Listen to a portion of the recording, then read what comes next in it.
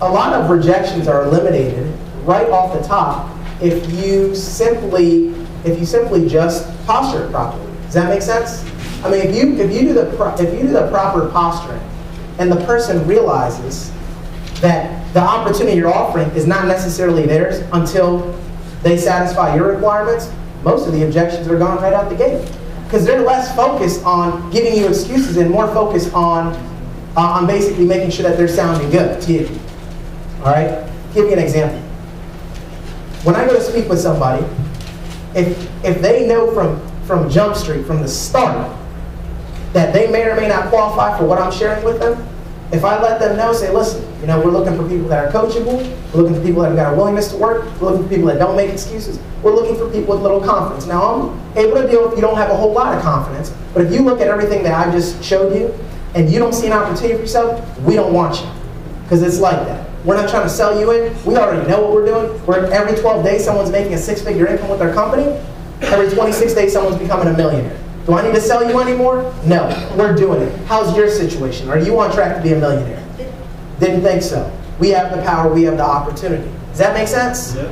So if you approach that, most people, and every time someone tries to throw an objection at me and they try and say something like, well, this looks good, let me go home and I need to talk this over with my spouse. I need to do this, or I need to blah, blah, blah, whatever their excuses are. I need to run this by a couple of people. I need to do my own research. Anytime they do that, I just tell them straight up, say, whoa, whoa, whoa. Now, this only works if you've kept your posture the entire time. As long as you haven't told them somewhere within the process, like, hey, man, do you want to do it? Because we're really looking forward to having you on the team. As long as you haven't blown it by saying that and trying to sell them, as long as you maintain this posture the whole time, because when people say that to me, I reframe them real quick. Everyone say reframe. Reframe. I reframe them real quick. When someone starts saying that stuff to me, I say, oh, listen, I can appreciate you wanting to sleep on this. But first things first, we haven't even made a decision on you yet. We're still determining whether or not we're going to bring you on board. Now, again, you're kind of scaring me a little bit because we are looking for confident individuals. And as you can see, you only need to sell, 1, 2, 3, 4 memberships, to get back your initial investment. Right now, 1. So listen, you're kind of scaring me because I was going to sell you up to the gentleman that I'm working with. He was going to be the one that would consider mentoring you personally. And I can tell you right now, if you're already sounding like you don't have the confidence to bring one person on board into this over the course of your life, then I don't know if this relationship's going to work out. So is that the issue right now? Do you not have, because a minute ago you told me that you were sick and tired of doing what you're doing, you were looking for some change, but now you're kind of sounding like you don't even think you can get one person. Because if you can get one person, if you truly believe that, you make your money back, and we're not even having a conversation, are we? Because the whole investment with this business, we're talking, dinner and a date money here. I was talking to someone on the phone, and he said, man, this is beer tab money. He goes, look, man, I've taken my employees out to eat, and a couple drinks and spent more than what it costs to get started in this business. Does that make sense? But who here's ever been on a date? All right, now I can say this because I have. I took a girl out to a date one time, and we ate. She drank wine. For those of you who don't know, I don't really drink, so I don't even know what wine costs. She ordered like 2-3 glasses of wine. I saw that tab, and I was like, good God! I was like, I'm not used to this. I'm a water drinker. Because y'all know, okay, this is before I had money and stuff. Some of y'all might be able to relate. And I was like, hey, cool. Take her out. We're at a nice restaurant too. Overlooking the ocean, Atlantic Beach in Wilmington, and I never even got the phone call after that. I was like, oh, I just got slammed, right? And something? The tab was more than what the investment was. So I got to thinking, now that also helped my posture. I said, I'll never do that again. But it's funny because I used to tell people, I said, look, this is bad date money, all right? This is sneaker money. Are we having a conversation about spending $100 right now? Really? Because right now, you'll probably go right out to the mall. You probably spent $100 on clothing that doesn't even fit, that you don't even wear anymore, that ain't even on stock.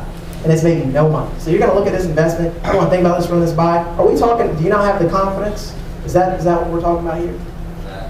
And all I'm trying to do is reframe them and say, hey, listen, I can appreciate you wanting to think this over and take the next, couple days, week, whatever. But realistically, we're kind of putting the cart before the horse here.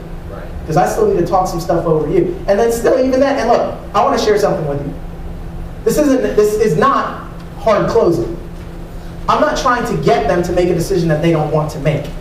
I'm just trying to make sure that at all times I keep control and they know where our relationship is at. Does that make sense? Again, I said it earlier, I don't want someone that doesn't see this. Because like Bill said, look, if you got to convince someone to get into business, you're going to have to convince them to get to work every day. And that is a high maintenance organization. I don't want that. I want a low maintenance organization.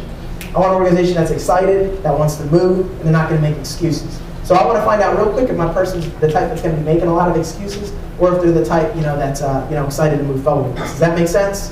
But again, I always want them to know, because even in the follow-up, you know what I used to hate? I used to hate running around and prospecting people, and I talk to someone, and they go, oh, yeah, oh, prepaid legal, is that what you're in? Yeah, my friend tried to get me in that.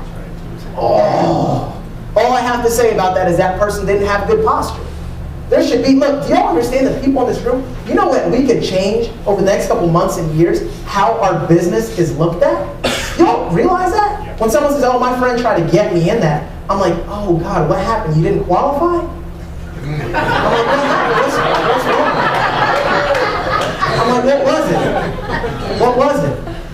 And they're like, no, I just didn't want to do it. Didn't want to do it. Obviously, you've never seen the DVD because you seem like a sharp guy. A sharp person like you wouldn't have looked at this and not wanted to do it. Were they not able to get someone higher up in the company to approve you? And all of a sudden, they start thinking, no, I don't think they did. I mean, I thought I could just do it if I wanted. Well, I don't know what team they were working with, but that's not how we roll.